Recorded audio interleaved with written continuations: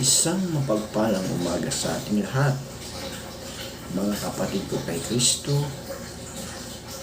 mula sa Gasolidra Morning Devotion. Isang kagalakan na muli tayo ay makapagbulay-bulay sa salita ng Panginoon sa umaga nito. Mga ilang minutong pagbulay-bulay ng mga salita ng Panginoon upang papurihan at sambahin ang ating Panginoong Hesukristo. Ang ating pong pagbubulay-bulayan ngayong umaga ng Sabado, mga kaibigan, ay matatagpuan sa pangalawang Pedro, Kapitulo 1, talatang 1 hanggang 10. Ito ang sinasabi: mula kay Simon Pedro, isang lingkod at apostol ni Hesukristo, para sa inyong lahat na tulad namin tumanggap ng napakahalagang pananampalataya mula sa ating makatarungang Diyos at tagapagligtas na si Hesukristo. Sumagana nawa sa inyo ang kagandahang loob at kapayapaan ng Diyos sa pamagitan ng inyong pagkakilala sa Kanya at sa ating Panginoong Hesus. Tinanggap natin sa pamagitan ng kapangyarihan ng Diyos ang lahat ng bagay na magtuturo sa atin upang tayo'y mamuhay na maka-Diyos. Ito'y dahil sa ating pagkakilala kay Hesus na siya ring tumawag sa atin upang bahaginan tayo ng kanyang kaluwalhatian at kadakilaan. Sa parang ito ay binigyan niya tayo ng mga dakila at napakahalagang pangako upang makaiwas kayo sa nakasisirang pagnanasa sa sanglibutang ito at upang makabahagi tayo sa kanyang likas bilang Diyos. Dahil dito, sikapin ninyong idagdag sa inyong pananampalataya ang kabutihan, sa inyong kabutihan ang kaalaman, sa inyong kaalaman ang pagpipigil sa sarili, sa inyong pagpipigil sa sarili ang katatagan, sa inyong katatagan ang pagiging makadiyos, sa inyong pagiging makadiyos ang pagmamalasakit sa kapatid, at sa inyong pagmamalasakit ang pag-ibig. Kung ang katangiang ito ay taglay ninyo at pinagyayaman ang inyong pagkakilala sa Panginoong Hesukristo, ay hindi mawawalan ng kabutihan at kapakinabangan. Ngunit kung wala sa inyo ang mga ito, kayo ay parang bulag at hindi nakakita at nakalimot na nilinis na kayo sa inyong mga kasalanan. Kaya nga mga kapatid, lalo kayong maging masigasig upang matiyak ninyo na kayo ay tinawag at pinili ng Diyos. Kung gagawin ninyo ito, hindi kayo matitisod. Pinagpala na po tayo sa pagkabasa at pagkarinig ng salita ng Panginoon. Tayo po'y manalangin. Ama naming Diyos na mga pangyarihan sa lahat, marami pong salamat, Panginoon, sa isang magandang umaga na iyong ibinigay para sa inyong mga anak. Maraming salamat, Panginoon, sa isang gabing nagdaan na kami iniingatan mo sa aming pagtulog. Binigyan mo kami ng magandang kapahingahan upang ang aming mga lakas na nawala dahil sa mga hanap buhay, magbuo ng buo maghapon. Salamat, Panginoon, na muli mo kami ginising sa umagang ito. At sa umagang ito, Panginoon, patuloy ko pong tinalapit sa inyo ang iyong mga anak na may mga karamdaman, may mga sakit. Hindi ko man sila kilala, O Diyos. Pero alam mo, O Diyos, ang kanilang mga kinanaing dahil sa karamdaman. Abutin niyo po sila, Panginoon. Pagalingin mo sila sa mga karamdaman na kanilang taglay. Ilayo mo sila sa anumang kapamakan. Ilayo mo sila sa mga pagsubok, Panginoon. Ilayo mo sila sa anumang hindi maganda sitwasyon sa kanilang buhay. Pagpalain mo sila, Panginoon, financially upang ito'y kanilang magamit para sa pagpapagamot ng mga karamdamang iyong Panginoon.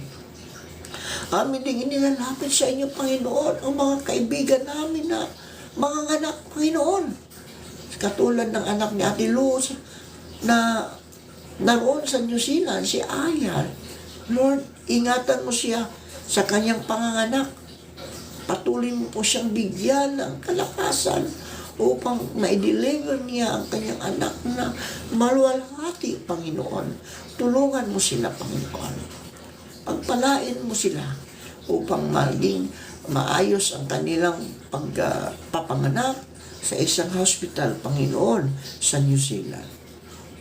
Ngayon din po, Panginoon, patuloy namin inilalapit sa inyo ang aming mga kaibigang pagsisipunta sa mga iglesia dahil sila po'y mananambahan sa araw na ito. Ingatan mo sila, Panginoon. Patuloy mo po silang bigyan ng kalakasan, lalong-lalo na ang mga pastor na sila ang magdadala ng iyong mga salita upang maraming makakarinig, Panginoon. Lord, sa umagang ito, salamat. Salamat sa patuloy mong pagmamahal ninyo sa amin. At kami, Panginoon, ay humihingi ng kapatawaran dahil sa mga kasalanang aming nagawa. Ito man ay sa isip, salita at gawa. Lord, salamat. At sa umaga rin ito, Panginoon, patuloy kong itinataas sa inyo ang mga kaibigan namin na naghahanap buhay sa mga lansangan upang sila, O Diyos, ay magkaroon ng isang buhay na maayos, isang buhay na kaaya-aya sa iyong harapan, Panginoon. Panginoon Isus, patuloy ko rin itinataas sa inyo ang mga kaibigan namin na nawawalan ng mga mahal sa buhay dahil sila, O Diyos, ay naroon na o kinuha mo na, Panginoon. Lord, naway sila, Panginoon, ay magkaroon ng kaaliwan, katatagan, upang hindi sila malugmok sa mga suliranin, sa mga pagsubok sa buhay, Panginoon. Bigyan mo sila ng katatagan para sila, O Diyos, ay makatayo at patuloy nilang isisigaw na Ikaw ang Diyos na makapangyarihan sa lahat. Maraming salamat po, Panginoon, sa mga katugunan sa aming mga panalangin. Sa pangalan ni Jesucristo na aming Diyos at ikapagligtas. Amen. Amen. Si Dietrich Bonhoeffer ay kilala bilang isang pastor ng theology na may mga likhang gawa sa panitikan sa buong mundo. Gayunpaman, kilala rin siya bilang isang martir na ipinagtanggol ang kanyang pananampalataya sa gitna ng pag-uusig. Isa siya sa ilang mga aliman na sumalungat kay Hitler sa pagtanggi na sa pagkakaroon ng iba't ibang mga Diyos at pakikialam ng Nazi sa simbahan. Ang lahat ng mga simbahan sa panahon iyon ay suportado ng mga Nazi sa pag-uusig sa mga Hudyo. Pinagbabawalan ang mga kabataan na sumamba sa simbahan. Siya ay matatag na tumayo laban kay Hitler at sa mga simbahang protestante na nakipagkompromiso kay Hitler sa panahon na iyon. Nagsimula pa siya ng isang simbahan na tinawag niyang Confessing Church. Nakipagpunyagi siya ng 6 na taon bago siya arestuhin at bitayin matapos makulong sa bilangguan sa loob ng 2 taon. Si Dietrich Bonhoeffer ay seryoso sa kanyang pananampalataya. Ang kanyang tawag at desisyon ay matatag. Hindi siya natalo ng pag-uusig kahit kailan niyang tumayo o kailangan niyang tumayo ng mag-isa upang harapin sila. Dapat tayong maging seryoso, mga kaibigan, sa ating pagtatapat, sa ating pananampalataya. No? Huwag nating hayaan ang ating tawag at desisyon para sa Panginoong Hesus na maging mahina dahil lamang sa isang alok na posisyon sa trabaho na inaasam natin. Isang kasama sa buhay na pinangarap natin. Mga material na bagay na matagal na nating hinahangad. Ang ating tawag at misyon ay dapat na mas malakas. Hindi ito otomatiko o agad na mangyayari. Kailangan ng seryosong pagsisikap upang mapaunlad ito. Kailangan ng magiging seryoso upang mapanatili ito, mga kaibigan. Tandaan na ang pananampalataya sa Panginoong Hesus ay mas mahalaga kaysa ano paman, maging sa mundo mismo. Isang hamon sa atin ang pamuhay o mamuhay ng seryoso para sa Diyos sa modernong mundo. Ang banta ng pag-uusig ay mananatili. Ang ginhawa at kahirapan ay parihong maaaring makatisod sa atin.